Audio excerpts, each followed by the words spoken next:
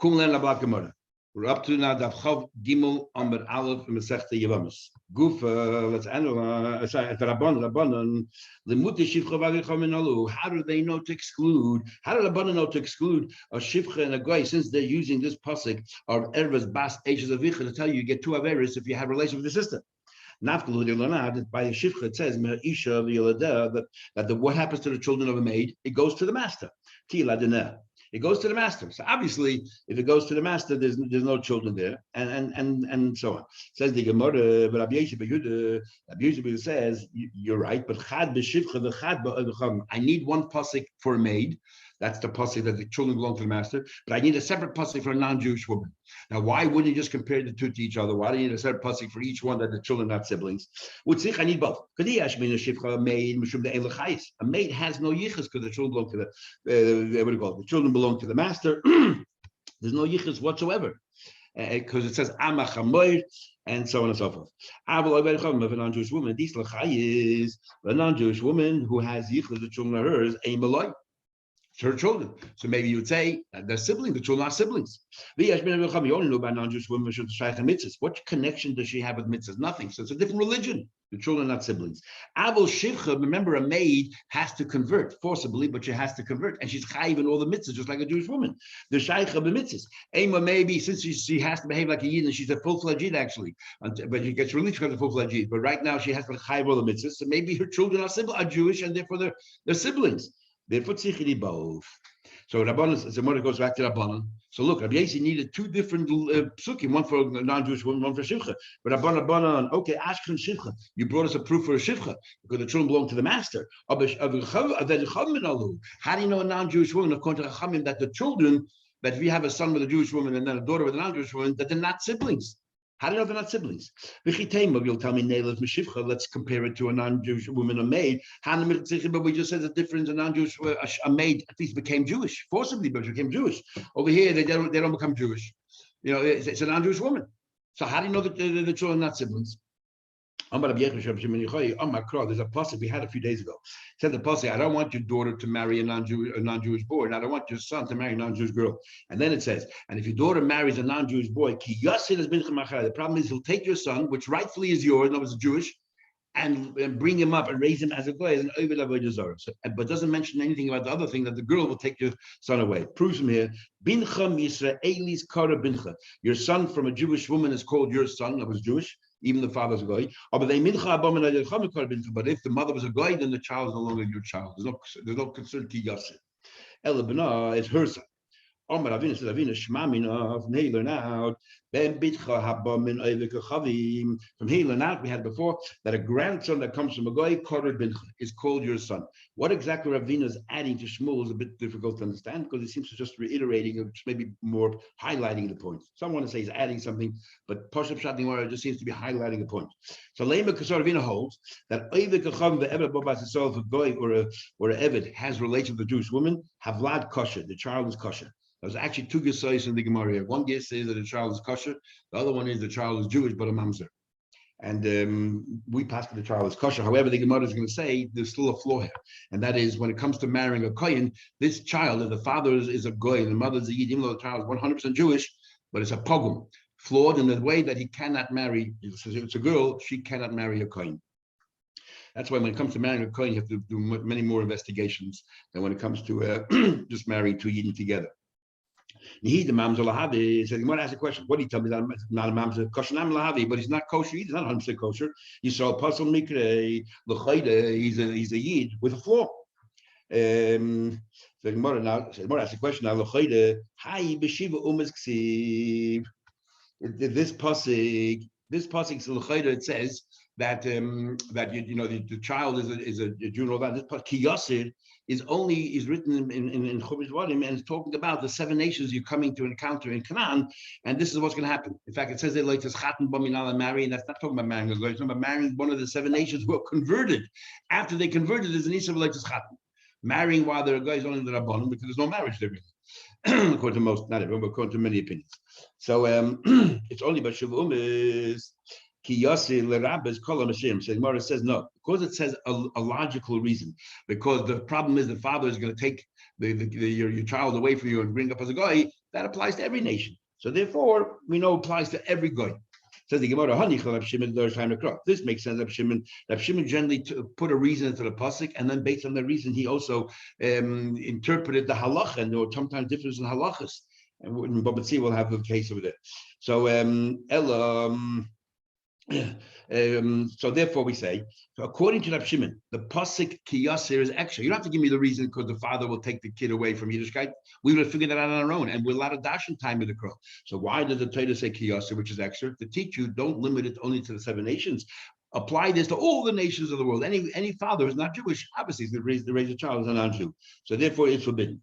El Rabbanon Minolahu, but the Rabbanon who don't agree with the idea that you can dash in time with the crow, then we need the pasuk Yasser to tell you why the 7 nations are forbidden.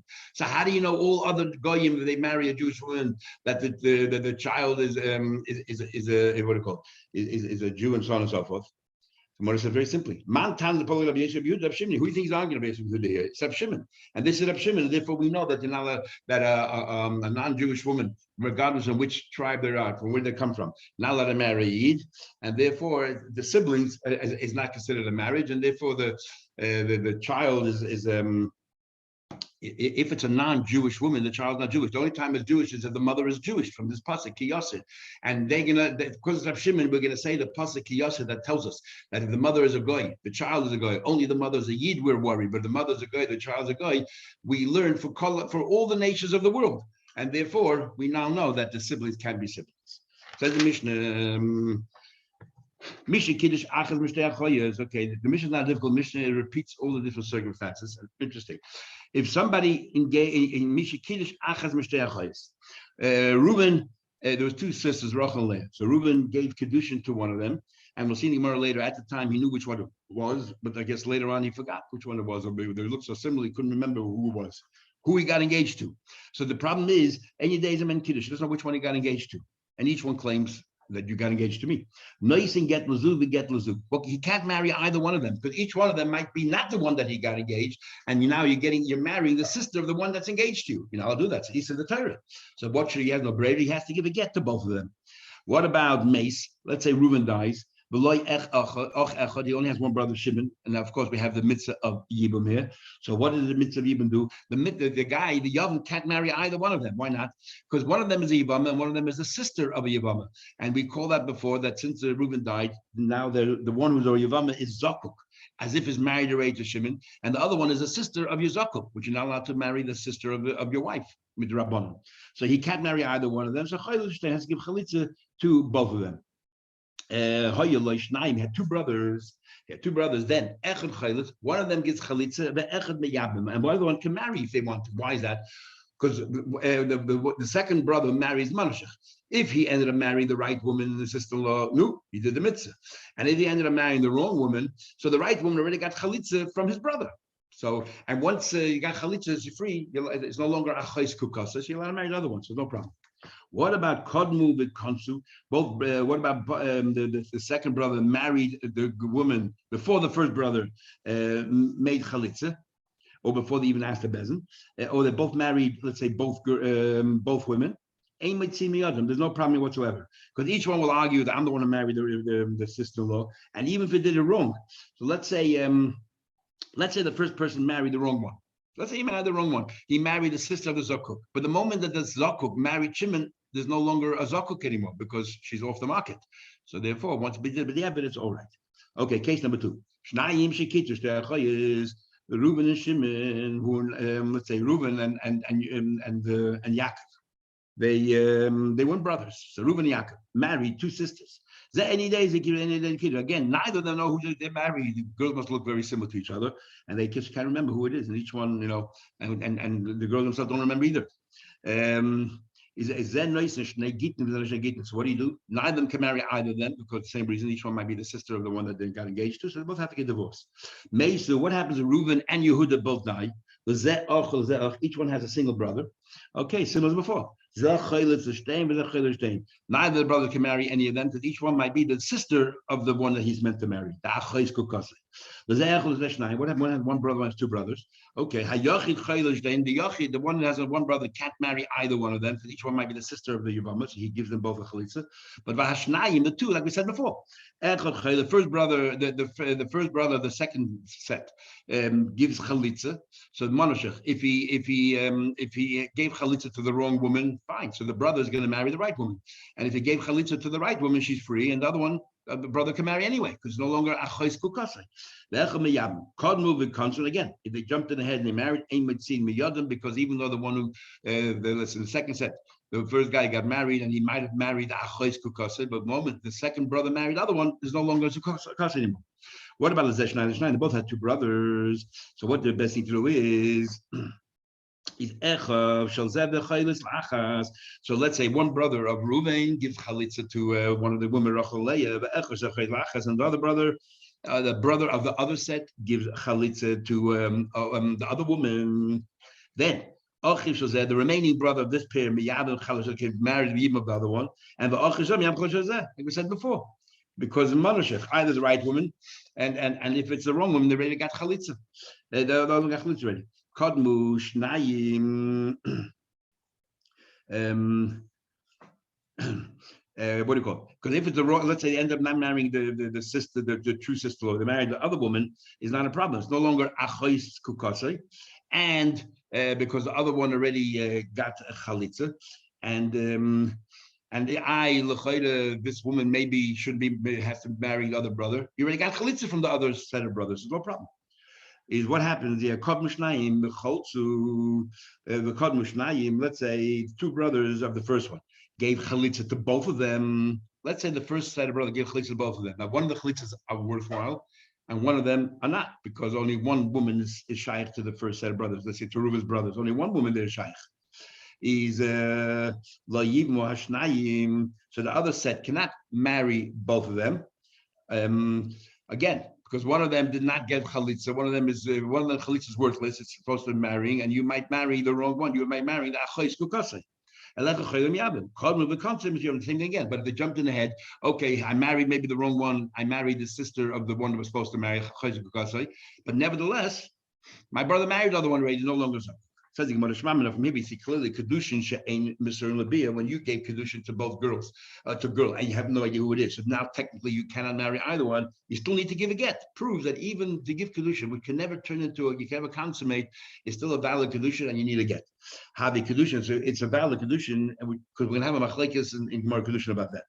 Gemara said no proof from here, because here's talking about kishahukru. Once upon a time, when you gave kedushin, you knew exactly who you were giving kedushin to. But later on they got mixed up. They look so similar, you just can't remember who's what.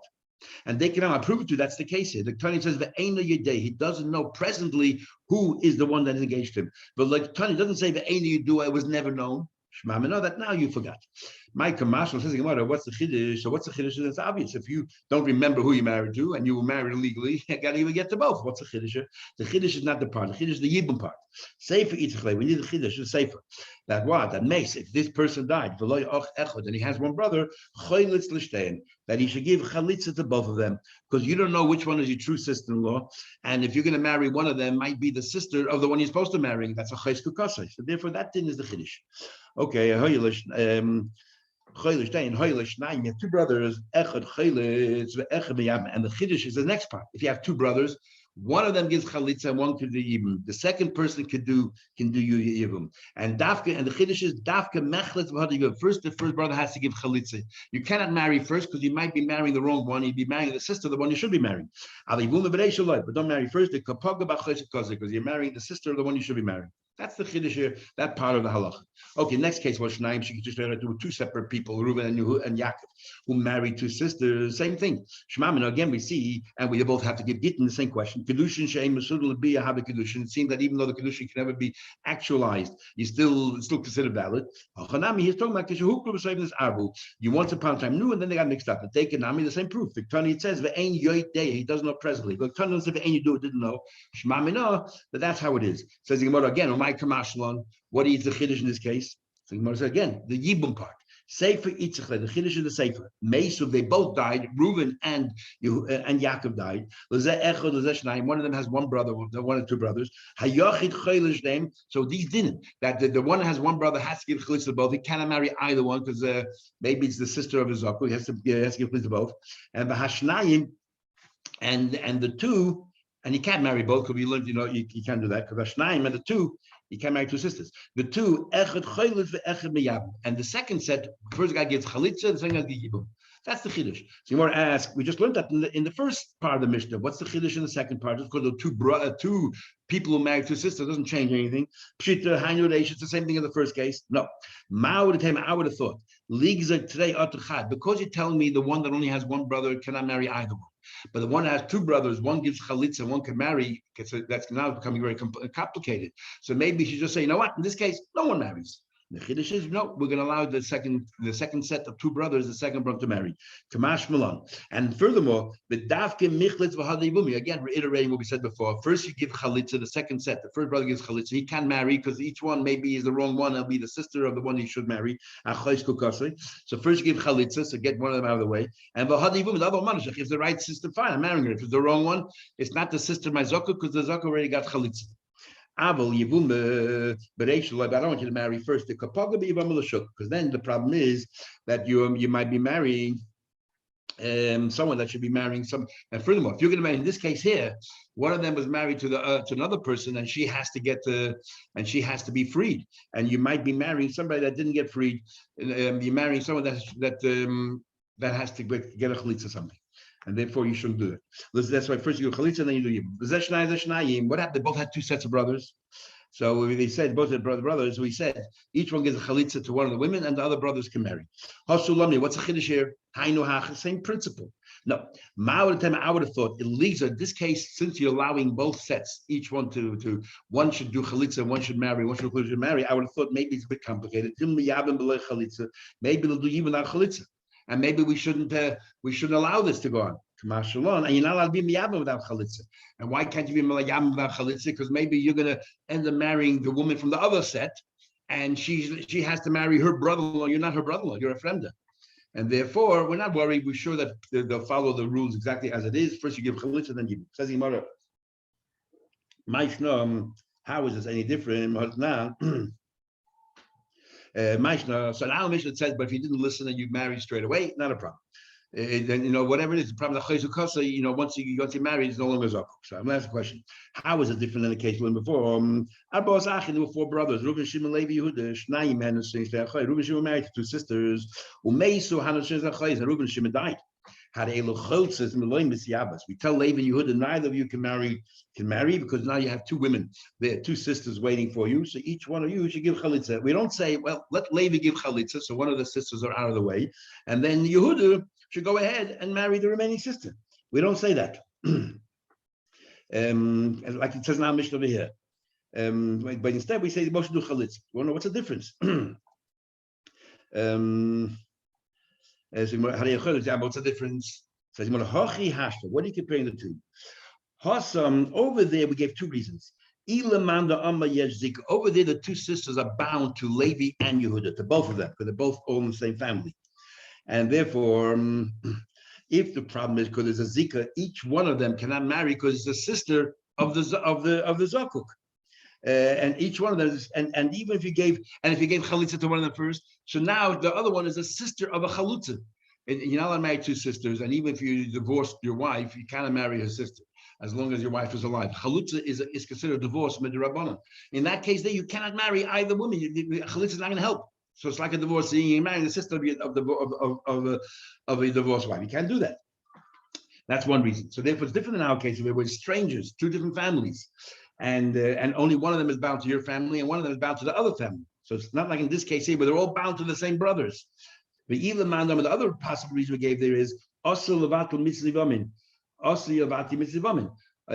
there. Another thing was we said that if, let's say, Levi jumps in ahead and marries one of them, let's say. The other reason was, I don't believe in zikr, but the problem is that one doesn't believe in zikr. Levi is going to marry one of them, and then Yehuda has to marry the other one. But what happens if Yehuda then dies? So Yehuda, the woman that's supposed to marry Yehuda, now what she do? Has to go to Levi, but she can't because Levi's already married to sister. So she walks out scot-free. You just robbed her of her mitzvah. And again, that's only shaykh over there. In our case, it's two separate families. If one of them dies, it's separate families together. There's no problem. It's all say, I married my family. It's different family altogether. There's pretty good Gemara here. They jumped in ahead. They don't take any of them out. Says the Gemara, Tani, learn, even if both of them are koinim, and let's say, and the two women, each one got a chalitza. So one of them definitely is going to be marrying. One of them marries, one of them chalitza. One of them definitely is going to be married in the two sets of brothers. One of them, and they both received the chalitza. One of them is going to be marrying a woman that's a chalutz. Each, remember, the two girls and the two brothers, so then two sets of brothers. So we say each set gives a chalitza to the other woman. So if they're kohenim, one of them is going to end up marrying a chalitza, maybe. So maybe he's ending up the right wife, or maybe he's ending up a chalutza, safek chalutza. How can a kohen not marry a divorcee? How can he marry a chalutza, or at least a safek chalutza? So the Gemara, in my time, a chalutza d'Rabbani, the whole idea of a chalutza is not really a divorce. It's only with the Rabbanon. It looks like a divorce. The safek chalutza goes to Rabbanon. When it comes to safek chalutza, Rabbanon one goes. Says the Gemara, the chalutza d'Rabbani. You tell me if a woman's divorce only chalutza is only with Rabbanon, that is treated like a divorce. But Tanya will learn grusha divorce, ain't the other grusha only if divorced. A kohen not marry a divorcee. Chalutza menayin hayno, a woman who is a yevama who received a chalitza hayno, a kohen should marry. Tamalema ve'isha, and the woman. There's another isur. So we see clearly from here that it's mahatayra. The more answers midrabani that a kohen cannot marry a chalutza is only midrabanan. Like we'll have the first Mishnah Makis, v'kro asmachta ba'almihi, and the pasuk is merely an asmachta, it's only midrabanan. Okay, we'll start.